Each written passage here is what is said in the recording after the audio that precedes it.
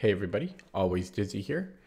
I am back with my report from round 8 from the 2024 New Year's Open. Round 8. I've never said that before. Actually, never even said round 7 before. This was my first time playing in a 9-round tournament, which I ended up loving. If you get the chance to ever play in a longer tournament, I would highly recommend it. Then again, if you end up having an absolute terrible tournament, it might just prolong the agony. But the way that Swiss systems work, unless you're like the very, very bottom of your section, you're going to get pretty equal pairings the longer the tournament goes. Yeah, so this was round 8, the final day, penultimate round. I was not white, so good thing I caught that. I was black for this round, and yeah, if you remember in the previous round, in round 7, I won the game, and so my score was now 3.5 out of 7, which I was actually very happy to be at, because the start of the tournament was atrocious for me. I was 1 out of 4 at one point, and so to climb back up to the halfway point, I was very happy. Yeah, so I was just trying to I would basically kind of just be happy to get another half point in the tournament. You know, even if I had finished 4 out of 9, it's reasonable considering my starting seed in the section. Anyways, my opponent was rated 1814, so about 160 or so points higher than me. This was the only player rated higher than me up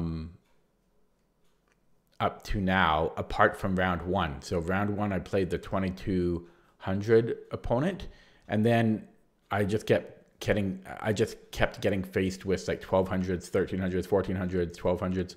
So finally, I'm getting 1800. So finally, there's a chance to gain rating. At the same time, it might be a hard game.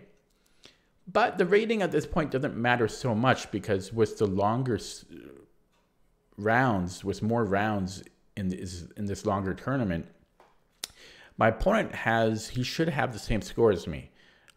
So it means that he's performing about the same as me, more or less.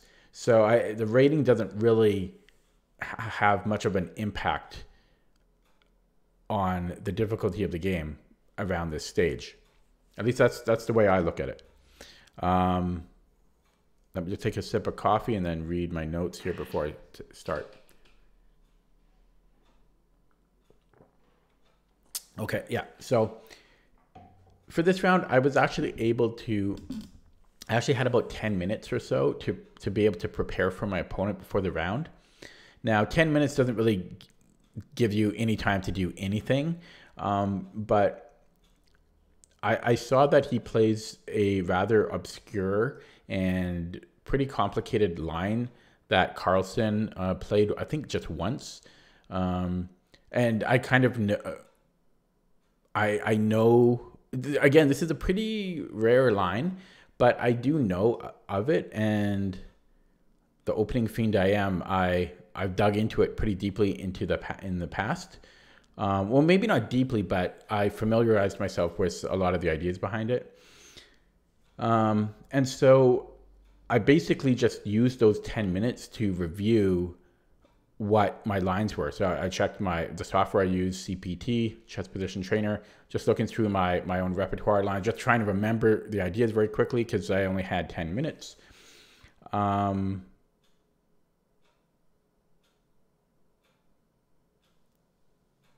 Yeah, and actually just in my notes, so just to go back to what I said before, so the actual average rating of my opponents from rounds 2 to 7 was 1346. So 1346. Yeah, so I was really happy to play a higher rated player. Okay, with all of that said, let's take a look at the game.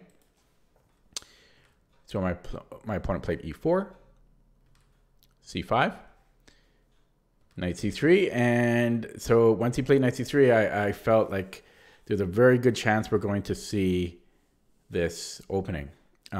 What I like about this is this, again, I've said it a couple of times already, but this is a pretty rare opening, and I think it's even rarer for black to know the best way to play against it, which I happen to know. So I think usually this will surprise black players, but if I play against it, I think I often surprise the white player. So it's like a reversal. I played d6. He played d4. And so once he played d4, I was like 95% certain we're going to see this particular opening. I took on d4. And I should also mention, I played my moves immediately. Not like whipped out my hand, but I played them right away. Just as a psychological component. He took with the queen, of course. I played knight c6. And then my opponent played queen d2. Looks absolutely ridiculous. Well, not ridiculous, but it looks crazy, right? But this is an 1800 rated player. He plays queen d2. But this is the line. This is the line that Carlsen played. As I said, I think it was actually recommended to Carlsen by some I think it might have been Norwegian or might have been from the Netherlands. Some European player, I think, emailed him and told him about this. I have something about this in my notes. But yeah, I actually know this opening. So I played g6. And I wonder if I should tell this story now or not. Or save it till later. Okay, I'll save it for a couple moves and I'll tell it. My opponent played b3. Now b3, yeah, I believe that is the main line, if you can even call it main line, because there's so few games here. But I think online, sometimes players will play, I think, f4 first, I think. But anyways, yeah, bishop b3 was played, and I played bishop h6. So yeah, so here my opponent was visibly upset when I played bishop h6. And he told me after the game that nobody knows this line. Like as black, like none of his opponents ever know this idea. And it's not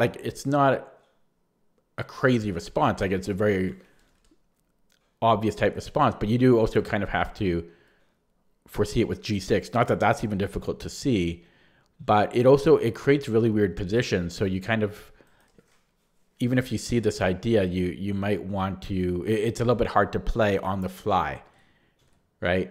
Because this is a little strange. Now, yeah, so my opponent was not happy, and you can just kind of see it, kind of like some audible sighs, like, and he took a while to reply. He spent 3 minutes, and I don't think it was so much him trying to, well, maybe part of it was. I was going to say maybe, I don't think so much it was him trying to remember the best reply is white. But I think at least part of it was just him trying to compose himself psychologically to be like, wow, crap, like my opponent knows this, and to just face that realization. Yeah, so my opponent played f4, just blocking this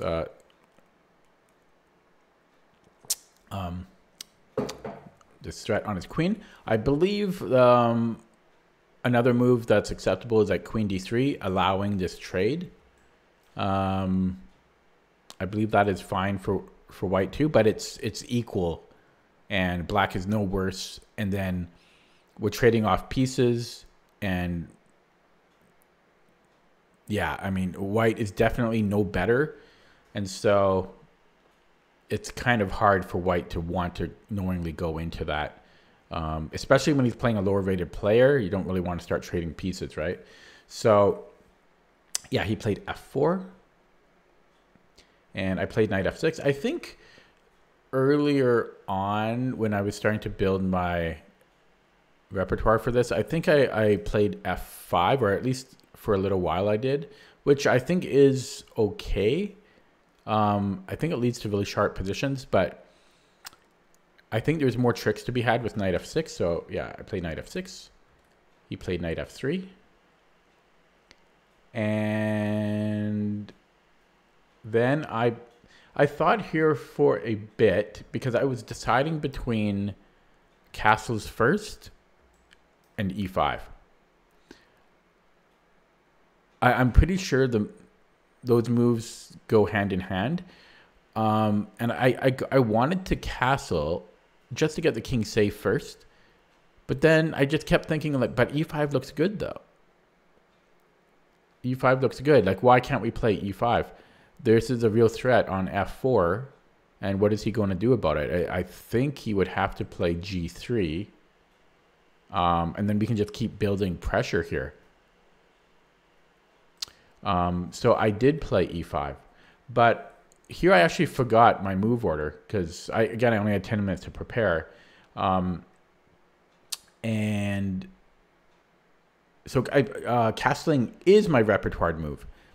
And there is a difference, not a huge difference, but there is a difference between castling first and e5 first. So I played e5, and I think my opponent thought for a long time here. Let me just double check. Well, no, 3 minutes. Yeah, he spent 3 minutes on his reply, which is g3. To me, that seems like the only... Oh, wait, yeah, sorry. Yeah, he played g3. So the reason why e5 is not perfect is not...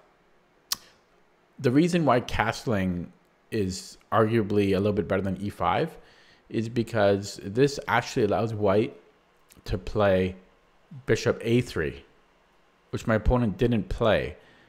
But bishop a3, and now there is an attack on the d6 pawn, which is okay for black.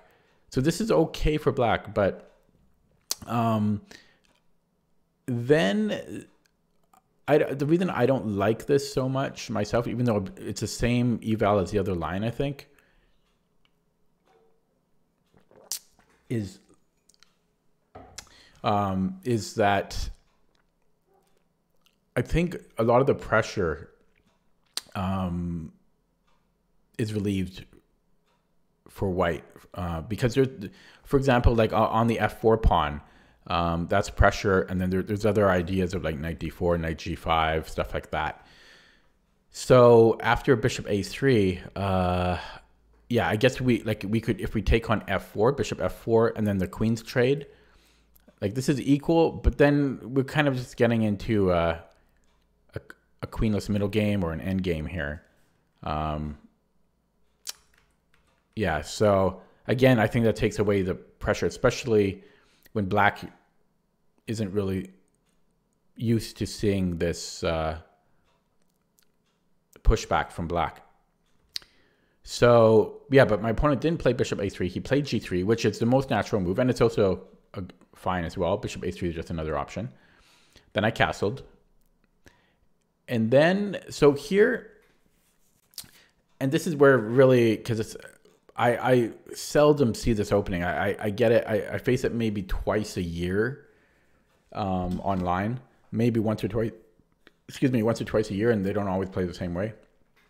For some reason, it must be some other variation of it, because I really seem to recall that there is some knight g4 idea is supposed to be like quite strong, but I don't know if that's the case or if I'm confusing that with some other opening.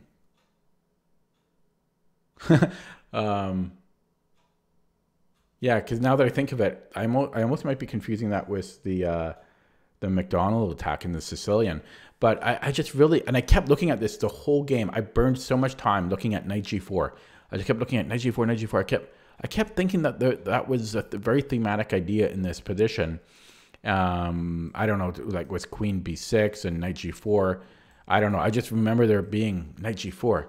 I actually didn't. I should look at that up again because I didn't really do that.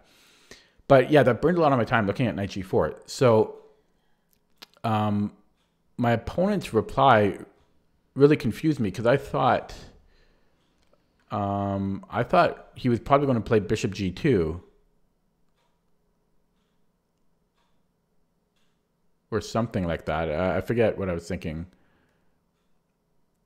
But he played, yeah, so anyways, he played knight g5. And yeah, that really confused me at first. This was strange. I've never seen knight g5 in these positions before. And yeah, so that even looking at it now, it's a very confusing move. And I think when I went home and looked at it with the engine, I don't think the engine likes it. I think the engine classifies it as a mistake. Yeah, so the engine doesn't like it, but at the same time, I didn't know what to do. And I spent 5 minutes trying to come up with a response. It's a weird looking move, but it blocks my attack on the f4 pawn, and it's just kind of in my face. And also now well, not that it really worked before, but my knight g4 idea doesn't really work. It can just get kicked out immediately. So this actually, at the time, it looked weird, but yeah, I had no clue how to continue here, and that kind of annoyed me. The only thing that made me feel better is that I could tell that my opponent felt even worse. I could just see it in his face. Oh, geez, I should really look at this with the engine again, because in my notes here,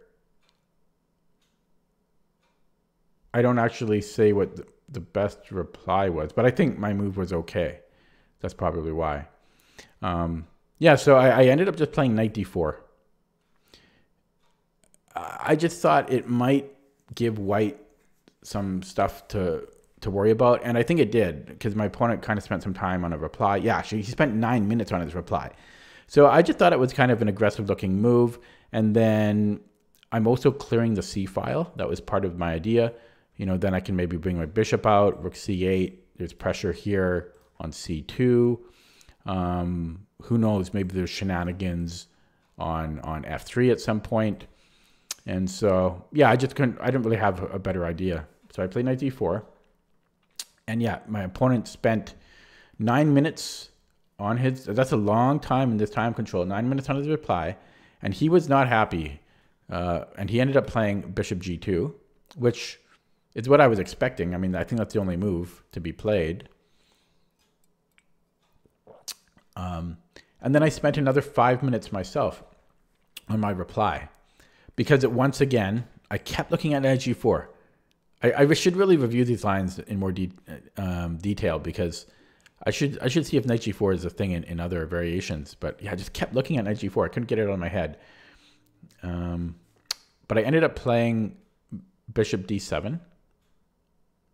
So just continuing with the plan of clearing the c file, so I can play rook c8 and do that. Plus just getting the bishop off the back rank.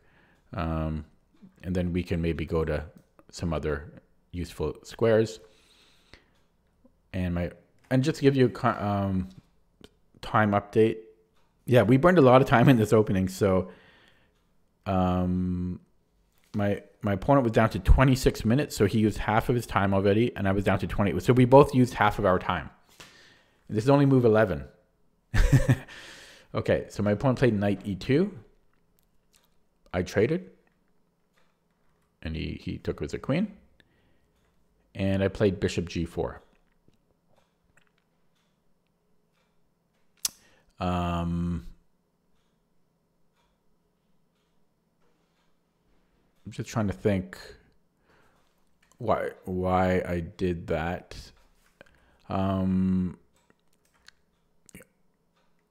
Because rook c8, I think there's just c4. And then we have this backwards pawn, and white has a Maroczy bind.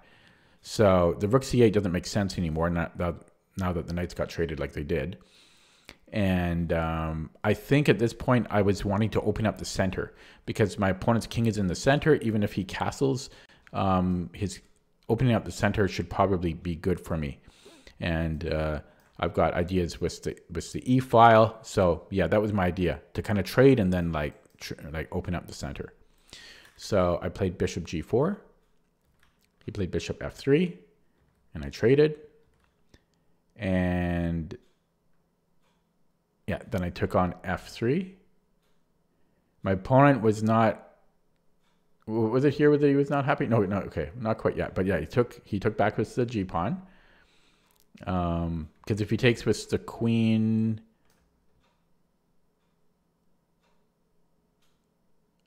I wonder if he could have taken. Well, this is just too weak of an E pawn here, like rook E8, or even taking this way might work. I think just taking the pawn, yeah, immediately would work. So he has to take with the G pawn. And then I take with the bishop. He recaptures, and then knight takes E4. Yeah, and my opponent was not happy here. I know I've said that so much, but really, he was not happy. And he spent 10 minutes basically shaking his head. Yeah,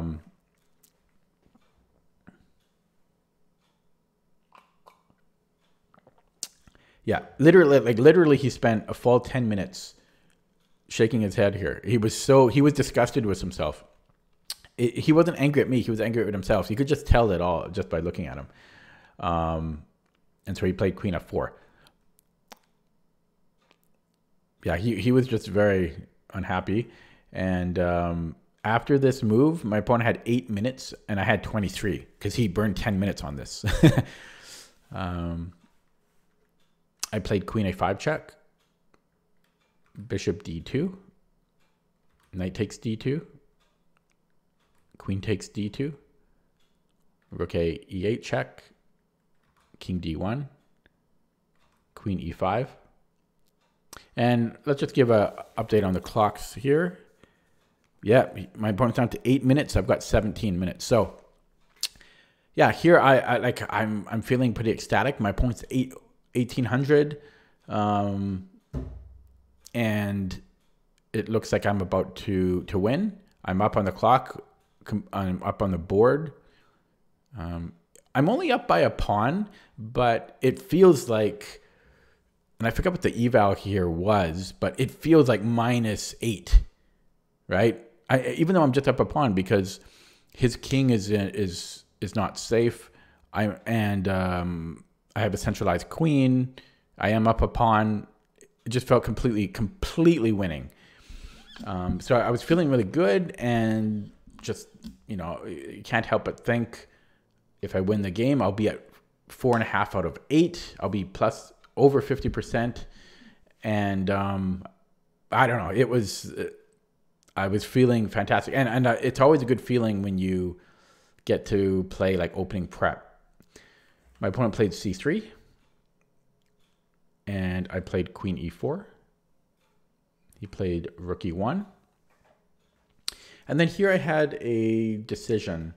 I wrote a long bit of notes here. So let me quickly skim through it, see if anything that I want to mention. So the options I had here were, I could trade, right? And then go to an endgame, a pawn up. But it is a rook and pawn endgame, so it's, those are notoriously drawish, and that would still be a lot of work for me to convert. But I would be a pawn up, and I would have the time advantage. The alternative was to avoid the trades and then just kind of grind out the position. Still, my opponent can't castle, and maybe I can improve my pawn structure and king position before I trade things off.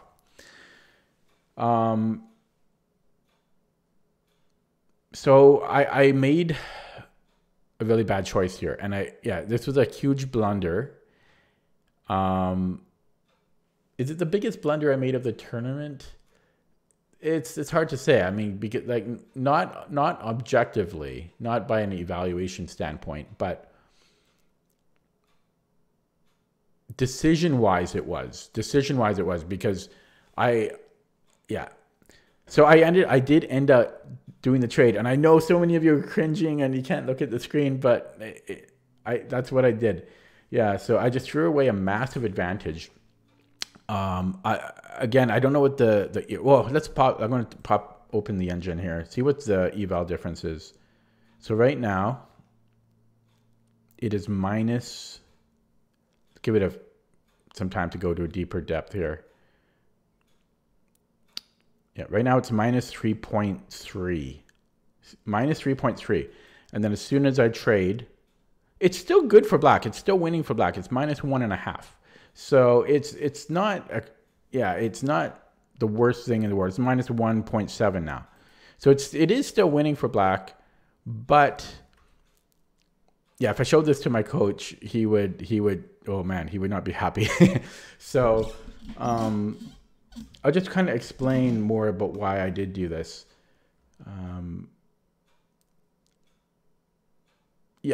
So I thought if I did trade and simplify it a bit, that I can immediately get a passed pawn on the king side here, and that wouldn't be easy for my opponent to deal with.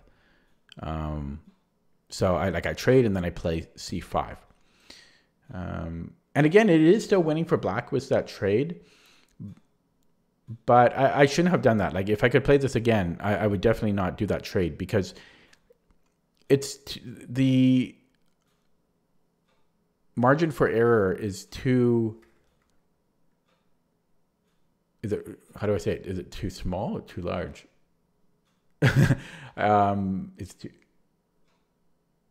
I think too large, meaning I have to play. I can't allow, if I go to that rook and pawn ending, I have to be very accurate. Whereas, okay, but this was part of the other thing. Psychologically, I was also kind of scared that I might blow it, because I knew that if I traded, so my opponent's rating definitely had an impact on my decision, because I knew that if I traded, I'm basically guaranteed a draw at the very least, a draw or a win, and then I can get those points. And I was kind of scared that if I moved my queen somewhere, I might actually potentially even lose. You know, like if he grabs my d6 pawn and I don't know, something crazy happens, I could actually lose the game and I would feel terrible. I kind of wanted to secure at least a draw. That was a big part of my thinking. Okay, just reading my notes here.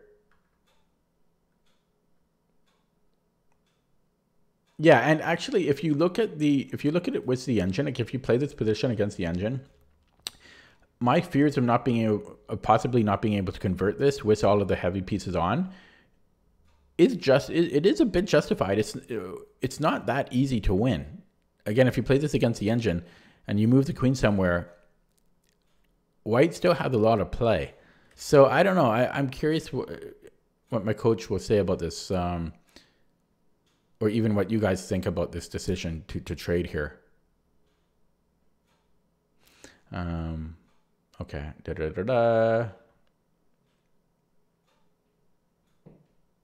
Yeah, okay. So, yeah, and I think the best move was queen c5. No, that can't be right? Because he could trade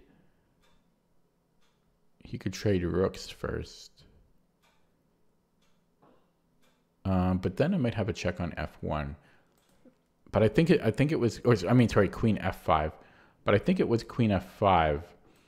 Yeah, so if he trades rooks and then takes the pawn, I think, yeah, I just win his rook here.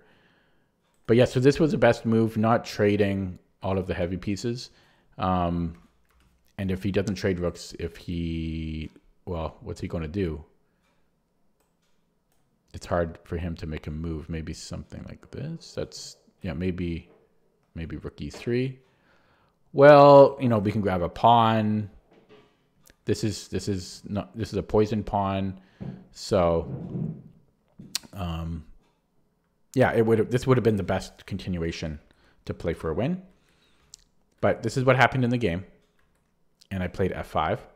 So looking at the engine's lines, I was a little surprised that a passed pawn isn't actually optimal here. And it's kind of funny because the reason it's actually very simple if you just look at it, because the problem is rook d1, and now our rook has to defend this pawn while our king comes in to defend it. And by the time we do that, white can actually kind of bring in his king and kind of hold down the fort. I think at this point black is still winning, but this is a passive way. This is a very passive way to play. So I just overlooked rook d1, or at least the annoyance of it.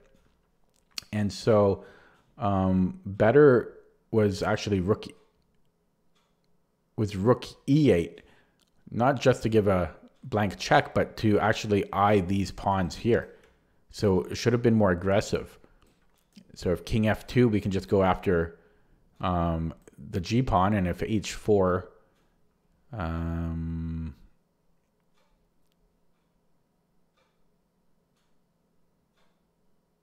I guess I would bring in the king. Let me put on the engine.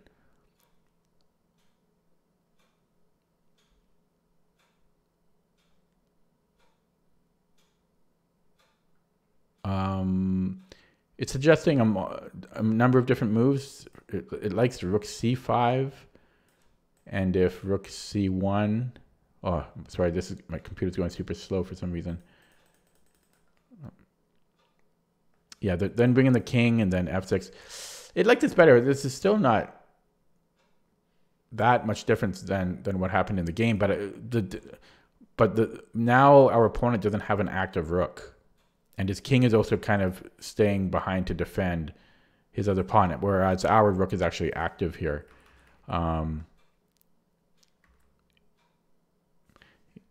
Yeah, and actually, I just want to make sure that rook e5 is what the computer likes. Let me put back the engine. Yeah, so it definitely likes rook e5 or king g7. And yeah, after h4, yeah, again, yeah, rook c5 or d5 or king g7 if he goes after our pawn. Then d5 or rook e4. Rook e4. So I guess it's actually, this is kind of scary though, because he's got a majority here. But I guess the point is once we grab the g pawn, yeah. So this makes, I like this idea by the engine, because white will get a majority on the queen side, but our majority is faster. So, and he can't really do anything about it. If he saves the g5 pawn, yeah, so so he can either save his h pawn or he can grab our e pawn. If he goes after our e pawn, like this, I might even just go h5 at this point.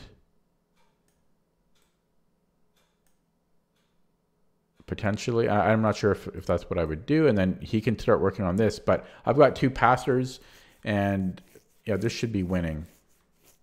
Still kind of a headache, though. Really, that is still kind of a headache. But I like that. At least it's a clear plan for black there. Okay. Anyways, getting back to the game, I played f5, and I was low on the clock, right? 6 minutes. No, I had 13 minutes. He had 6 minutes. So g takes f6. I took with a rook. He plays rook d1. King f7 to help defend the pawn so that my rook is not so passive. King e2. h5. So here I got confused, and I was trying to remember some endgame principle about the easiest way to prevent the opponent from stopping a breakthrough in a 2 versus 1 scenario. So just ignoring like the kings and the rooks, just looking at these 3 pawns. H4, I believe, stops both of these pawns. If you, again, just look at these 3 pawns by themselves, I think H4 will stop these 2 pawns. I mean, technically, black can still get a breakthrough, but so can white. Or like white can also run their pawns. So for example, again, just looking at these 3 pawns, Whose turn is it? Okay, well, let me just pass the move. So h4, but we can't push the g pawn because white will just take. And then if you try for something like this, again, just pass the move. So white will actually queen before black. And then if you try for something like this, so yeah, I guess black will get a breakthrough there, but it's very slow. It's like the slowest way. So, and again, I don't know if I'm remembering that correctly, but I think that's right. But then I kind of confused myself here because in the game I played h5, but I got the principle mixed up. I'm scared of h4, so I should have played g5 to prevent h4, right? But instead I played h5, kind of thinking of it from white's point of view. Does that make sense? But so this was actually an inaccuracy because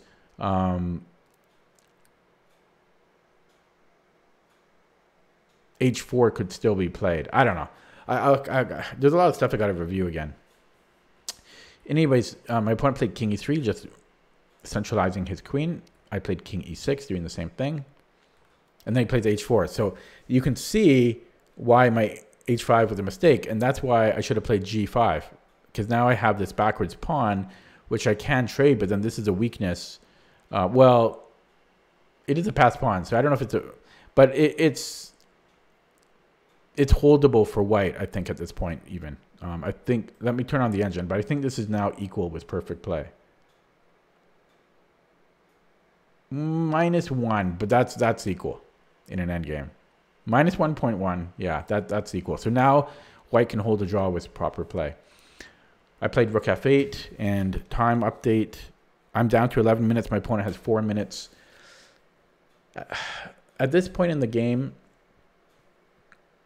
I don't know. I mean, I felt I had an advantage. I thought I did kind of think that I probably did blow it and that white can hold the draw here, but I certainly had an advantage, and I was still seeking out to try to win here because my opponent was short on time and I am up a pawn. So my opponent played c4. I played rook f5. I was just trying to create this outside pass pawn, so I was threatening g5. My opponent plays rook g1, preventing g5. I played rook f6. I think this didn't really make sense. I don't know why I played it. Like right now, I can't remember why I did that. Oh, I think I just didn't want to move my king here. Oh yeah, because then I thought he just goes back to rook d1, so I'm not making any progress. Yeah, so I played rook f6, rook g5, cutting off my king, king f7, rook d5, king e7, rook g5. So he's saying, hey man, what are you going to do? I'm holding down the fort. And here my opponent actually offered me a draw. Obviously, I'm not going to... Well, maybe I shouldn't say obviously.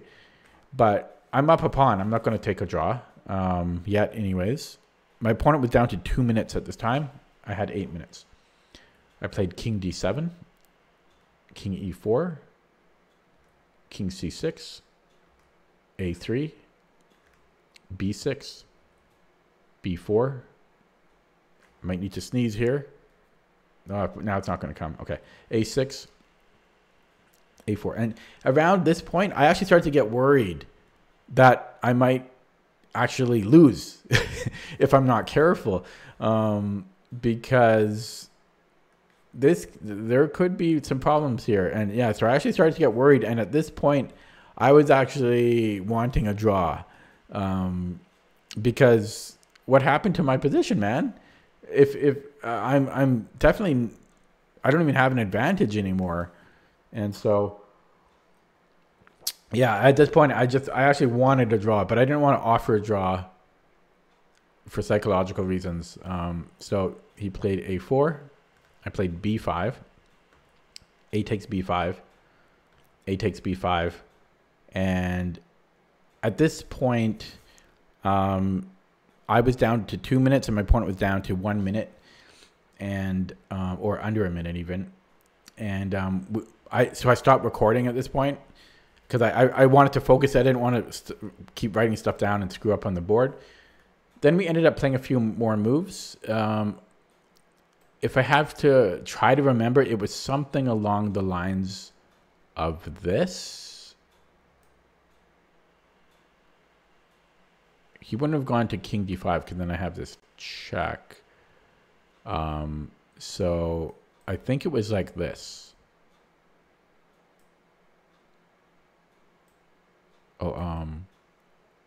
Yeah, actually, I think this is right. I think this is what happened in the game. And then we repeated, and it was a draw. So, ooh, what a heartbreak. That was one of the biggest heartbreaks I've had in a while. More of a heartbreak than losing a game. Because, you know, the games that I lost in this tournament, I deserved to lose. Like, I made a mistake, and I deserved to lose. But this game was right in my pocket. Like, and I was completely winning out of the opening. Just look at that very, very, very quickly again. So I go to the very start. So I had this all prepared, and just looking at it again, and yeah, and he's in big trouble here, big trouble. And then this was the critical point right here when I traded, and even here I am still winning. So the other mistake was playing f5 and allowing rook d1 right here. This was the other mistake because I'm too passive here. That one is that's easy to make. Again, a better idea should have been attacking these pawns to create a clear unopposed. Well, that pass pawn by definition is unopposed, but just to clear out all of White's kingside pawns would have been a better plan. But before that, yeah, I shouldn't have traded here. Because this is just a terrible position for White. I need to be more confident in my abilities to not screw up in this position. So me trading was 100% a psychological choice and mistake. In the end, I mean, a draw will yield me like a couple points or so, maybe two. Probably, maybe 3 points, but probably like 2 points for a draw, just because he is higher rated.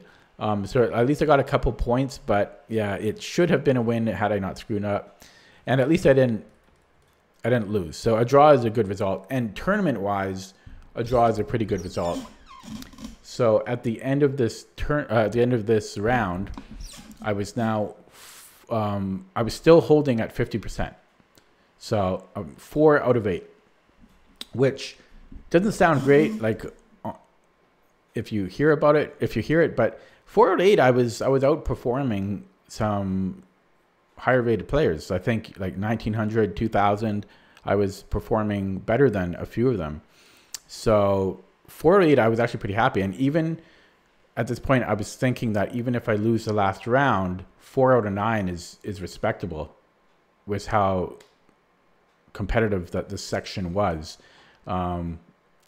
So the draw, I felt it was bittersweet. Like it was a good result. Like a draw against an 1800 is a good result, but it should have been a win.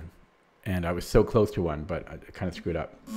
But there's some things to learn from this game. Again, I should not have traded. I should have been more brave. And also the end game there, like the h5 pawn move was not great. And also the allowing rook d1 and making my rook 2 passive was something to learn from as well. Yeah, and then after the game, my opponent, he was very relieved. Oh man, he was very relieved to not lose the game. And yeah, that's when he told me just briefly over the board that yeah, none of his opponents know that opening. And we just briefly talked about, because we didn't go to the Skittles room to discuss the game. We just very quietly talked about it for like 30 seconds after the game.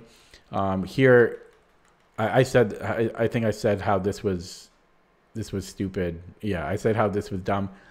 I think, and he agreed, but we also agreed that it's also kind of tricky still for black. Like it's not super simple for black.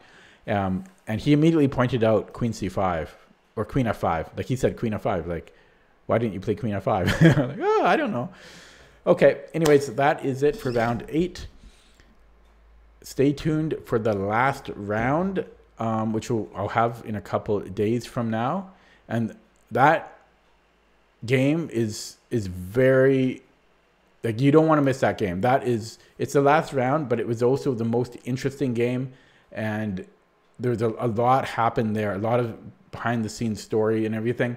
You really don't want to miss that one. I'm not just trying to leave you on a cliffhanger, but seriously, that game was one of the most interesting games I've ever played, at least story-wise. So, yeah, that's it. Thanks for watching. If you enjoyed this, and if you're not currently a subscriber, I would appreciate the subscription. It helps me out a lot. Take it easy. See you next time.